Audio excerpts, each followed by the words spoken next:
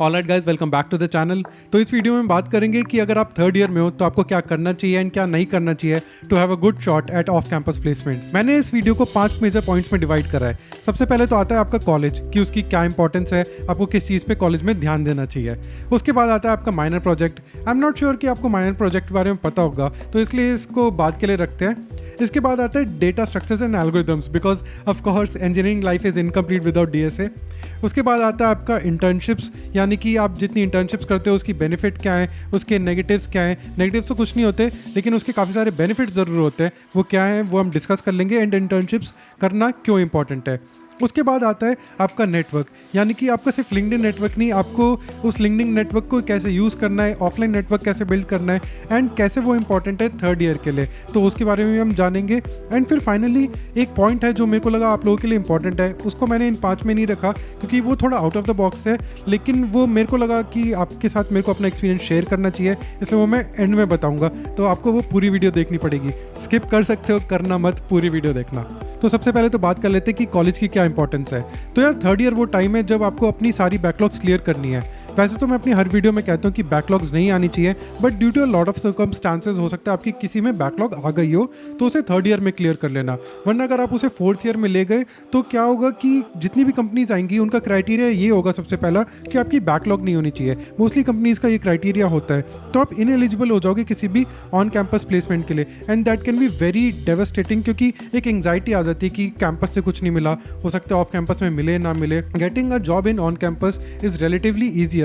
तो एक जॉब तो आपकी ऑन कैंपस होनी चाहिए, एंड अगर आपकी बैकलॉग होगी तो it will hurt you a lot. And even in off campus placements, अगर आप वहाँ पे अपना रेज्यूमे भेजते हो एंड बता दो कि आपकी बैकलॉग है, तो आपका डेफिनेटली रेज्यूमे रिजेक्ट हो जाएगा। तो मेक श्योर कि आपकी जितनी बैकलॉग्स हैं वो आपका थर्ड ईयर में आपकी सारी क्लियर हो जाए, and you don't carry forward anything in your fourth year.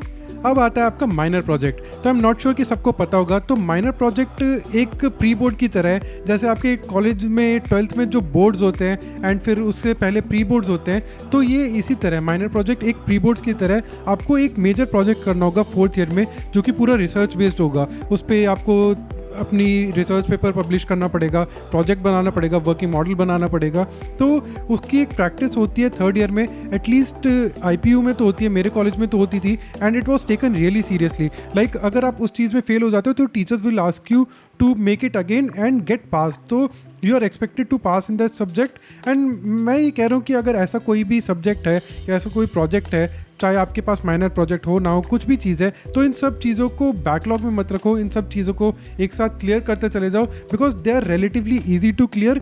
But इसमें थोड़ा बहुत काम ज़्यादा इन्वॉल्व होता है, थोड़ा फालतू का काम इन्वॉल्व होता है, तो इसलिए लोग इसको हल्के में ले लेते हैं, एंड अगर वो पास नहीं होते तो वो आपको बाद में चीज़ें खटकती हैं। तो इस चीज़ को लाइटली मत लेना। एंड ऐसा नहीं है कि माइनर प्रोजेक्ट की कोई हेल्प नहीं होती। Minor project is really helpful to prepare you for your final research project. तो जो आप फोर्थ ईयर में रिसर्च प्रोजेक्ट करोगे उसकी बहुत ज़्यादा वैल्यू होती है। अगर आपको एमएस वगैरह करनी है यूएस में जाके, तो आपका रिसर्च पेपर देखा जाएगा कि आपने कितने पब्लिश करे, कितने नहीं करे, आपने मेजर प्रोजेक्ट में क्या करा था। तो उसमें काफ़ी ज़्यादा इंपॉर्टेंट होता है रिसर्च प्रोजेक्ट आपका फोर्थ ईयर में। तो ये उसकी एक प्रैक्टिस हो जाती है, एक ट्राई बॉल हो जाती है। उसके बाद आता है अपना प्यारा डीएसए, यानी कि डेटा स्ट्रक्चर्स एंड एल्गोरिदम्स। तो थर्ड ईयर में आपको पूरा डीएसए पे फोकस करना है, आपको डेव पे फोकस नहीं करना। मैं आपको आगे रीज़न बताऊंगा क्यों, चलो अभी बता देता हूँ। तो रीज़न ये है कि आपका जो डेव है वो इंटर्नशिप्स में आपका कवर हो जाएगा। आप इंटर्नशिप्स तो करोगे ही, तो उसमें आपसे डीएसए नहीं कराएंगे, आपसे बाइनरी सर्च का एल्गोरिथम कोई नहीं लिखवाएगा, आपसे एंड्रॉइड वेब यही सब कराया जाएगा। तो आपकी जो डेव है वो वहाँ बेटर हो जाएगी। ऑब्वियसली आप जो अपना मेन फोकस रखो वो रखो डीएसए पे, क्योंकि जितने भी इंटरव्यूज़ होते हैं, चाहे ऑन कैंपस हो ऑफ कैंपस हो, उसमें थोड़ा एलिमेंट रहता है डीएसए का, specially if it's a really good company, जैसे कि फैंग हो गई, या फिर जो बड़े बड़े फंडेड स्टार्टअप्स हैं जैसे जोमेटो, स्विगी वगैरह। तो ये लोग डीएसए भर भर के पूछते हैं एंड काफ़ी अच्छे लेवल के पूछते हैं। तो अगर आप इनमें जाना चाहते हो तो आपको डीएसए अच्छा करना पड़ेगा। And third year is the time, because fourth year में आपका रिसर्च प्रोजेक्ट होगा, अब भी है माइनर प्रोजेक्ट है, तो इसलिए थोड़ा बहुत टाइम होता है, लेकिन फोर्थ ईयर में टाइम भी कम होता है एंड कंपनीज भी सिर पे खड़ी होती हैं। तो इसलिए ये नहीं कि आप फोर्थ ईयर में जा रहे हो, पहली बार आप हेलो वर्ल्ड लिख रहे हो, ऐसा मत करना। Be prepared, start preparing from the start of third year. And कैसे प्रिपेयर करना है उसके लिए तो मैंने ऑलरेडी चैनल पे वीडियो बना रखी है। I believe it is really good. आपको कोई पैसे नहीं खर्च करने उस वीडियो के हिसाब से। अगर आप उस वीडियो का पाथ फॉलो करते हो आपको कोई पैसे खर्च करने की ज़रूरत नहीं है, आप फ्री में डीएसए बहुत अच्छी तरह सीख सकते हो। फिर आती हैं आपकी इंटर्नशिप्स। तो इंटर्नशिप्स काफ़ी ज़्यादा इंपॉर्टेंट है, specially if you are from from tier 3 college. मेरे को टायर 3 टायर 1 में इतना इंटरेस्ट नहीं है, मैं हमेशा कहता हूँ कि ये टायर वगैरह कुछ नहीं होते, लेकिन just to be consistent with you, ताकि आप थोड़ा रिलेट कर पाओ।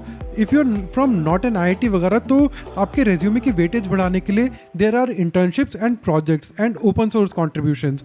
तो आप वो सब तो करो ही, अपने प्रोजेक्ट्स बनाओ, अपने ओपन सोर्स पे कंट्रीब्यूट करो, बट आपको इंटर्नशिप्स भी करनी होगी, क्योंकि जब आप ऑफ कैंपस के लिए अप्लाई करोगे तो हायरिंग मैनेजर 2 रेज्यूमे देखेगा। दोनों ने ही अपना ऑनलाइन कोडिंग राउंड क्लियर करा है, दोनों ने ही face to face round clear करे हैं। एक ने इंटर्नशिप करी है, वो पका है, वो 2-3 कंपनीज में इंटर्नशिप कर चुका है, लेकिन जो दूसरा है उसने इंटर्नशिप नहीं करी है, उसको बस थ्योरेटिकल नॉलेज ज़्यादा अच्छी है। तो आपको क्या लगता है किसको सिलेक्ट करेगा? वो ऑब्वियसली उसे सिलेक्ट करेगा जिसकी प्रैक्टिकल नॉलेज ज़्यादा है, क्योंकि उसे एकदम कंपनी में आके कुछ सिखाना नहीं पड़ेगा, वो डायरेक्टली कंट्रीब्यूट करना स्टार्ट कर देगा। तो इसलिए internships and real world projects, real world knowledge is really important. अगर आप इंटर्नशिप आपको किसी वजह से नहीं मिलती है तो अपने प्रोजेक्ट्स बनाओ, बहुत सारे बनाओ, उसको प्ले स्टोर पर डालो, ऑनलाइन डालो, just broadcast your projects, make some good projects that people can use, जिससे आपको रियल लाइफ एक्सपीरियंस हो। एंड आपका ओपन सोर्स कंट्रीब्यूशन भी आजकल तो देखा जाने लगा, आपका गिटहब के लिंक वगैरह मांगते हैं, तो आप वो भी कर सकते हो। फिर अगला पॉइंट है जो कि बहुत इंपॉर्टेंट है, वो है कि बिल्ड योर नेटवर्क। तो अगर आपने अभी स्टार्ट नहीं करा है, जितनी मैंने वीडियोस बनाई है फर्स्ट ईयर वालों के लिए ऑफ कैंपस की एंड सेकंड ईयर वालों के लिए, उसमें मैंने कहा है कि आपका नेटवर्क बहुत ज़्यादा इंपॉर्टेंट है। तो लिंक्डइन का नेटवर्क तो बनाओ, लेकिन अपने सीनियर से भी कॉन्टैक्ट में रहो, अपने एल्यूमनाई से भी कनेक्ट करो, टेक्निकल रिक्रूटर्स जो होते हैं, जो बड़ी कंपनीज़ के होते हैं, उनसे कनेक्ट करो, स्पेसिफिकली टेक्निकल रिक्रूटर्स से। तो उनसे कनेक्ट करो, उनको मैसेज करो कि I am a 3rd year college student, मेरे को इंटर्नशिप के लिए अप्लाई करना है, can you refer me in your company. तो सबके लिए एक पर्सनलाइज मैसेज लिखो। ये सब कैसे करना है, लिंक्डइन को कैसे यूज़ करना है, इसके लिए मैंने एक बहुत अच्छी वीडियो बना रखी है चैनल पे, मैं डिस्क्रिप्शन में लिंक कर दूंगा, आप वो जाके देख सकते हो। बट द एसेंस इज कि आपको नेटवर्क को यूटिलाइज करना शुरू कर देना है, एंड अगर बिल्ड नहीं करा है तो बाय गॉड बिल्ड करना शुरू कर दो, बिकॉज नेटवर्क इज़ एवरीथिंग। जो इतने पैसे खर्च कर रहे हो आपको ये सब जो कोडिंग वगैरह कॉलेज में सिखाते हैं ये तो ऑनलाइन भी मिल जाएंगी, बट जो नेटवर्क है वो इनवैल्यूएबल है। तो अपना नेटवर्क बिल्ड करना स्टार्ट करो, get in touch with your seniors, your alumnis on LinkedIn, on फनाना डिमकाना, जितने भी प्लेटफॉर्म्स हैं, connect with them and ask them कि उन्होंने कैसे अप्लाई करा, उन्हें कैसे इतनी अच्छी जॉब मिली and how you can do the same. उसके बाद फाइनली एक पॉइंट आता है, वो है रिमोट जॉब्स का। तो रिमोट जॉब्स काफ़ी इंटरेस्टिंग पॉइंट है, बिकॉज मैंने अपने आंखों के सामने देखा एक बंदा था मेरे कॉलेज में जिसकी 30 लाख की जॉब लग गई थी 3rd ईयर में ही। उसके पास ना अभी उस टाइम डिग्री थी ना कुछ था, बस कंपनी ने देखा उस बंदे के पास स्किल है तो उसे job they the and now he is a CTO। तो उसकी काफ़ी अच्छी जॉब थी, मतलब टेंस ऑफ लैक्स में उसका पैकेज था। सिंगापुर की कोई कंपनी थी, तो वो करेंसी कन्वर्जन की वजह से काफ़ी अच्छा रेट मिल जाता है। तो आप ये भी कर सकते हो कि आप ऑफ कैंपस जॉब्स के लिए अगर अप्लाई कर रहे हो तो आप रिमोट जॉब्स के लिए अप्लाई करो। रिमोट जॉब्स के लिए एंजलिस्ट बहुत अच्छी साइट है, उस पर जितनी भी कंपनीज होती हैं वो आपकी डिग्री नहीं पूछती, वो मोस्टली आपके स्किल्स वगैरह पूछती है। मैं नहीं कह रहा 100% ऐसी होंगी, लेकिन मोस्टली ये होता है कि आपके स्किल्स पूछती हैं, आपका डेवलपमेंट पे इंटरव्यू होगा and then you can get a remote job. आपको लेकिन काफ़ी रेजिलेंट रहना पड़ेगा, बहुत सारी कंपनीज रिप्लाई नहीं करेंगी, बहुत सारों का आपको मेल ही नहीं आएगा, कभी आपने अप्लाई कर भी दिया तो आपको 100 कंपनीज में आप अप्लाई करोगे तब हो सकता है 1 या 2 से आपको मेल आ जाए। तो रिस्पॉन्स रेट वहाँ पे बहुत कम होता है, लेकिन जितना भी होता है it is really worth it. तो आप रिमोट जॉब्स का जो ऑप्शन है वो ज़रूर एक्सप्लोर करना, एंड जो बाहर की कंट्रीज़ होती हैं उसके हिसाब से अगर आपको सैलरी मिले तो जो INR में कन्वर्जन होकर रेट मिलेगा it will be far greater and far beneficial for you than getting an on campus और एन ऑफ कैंपस प्लेसमेंट। तो ये था मेरा 6th पॉइंट। ये अगर आपको अच्छा लगा तो मेरे को कमेंट्स में बताना, ये वीडियो अगर आपको अच्छी लगी तो कमेंट्स में मेरे को बताना। अगर आपको इससे फ़ायदा हुआ है तो अपने दोस्तों के साथ भी शेयर करो, help the channel grow.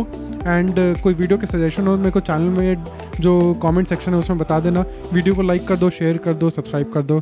That's it, thank you so much, I will see you in the next video.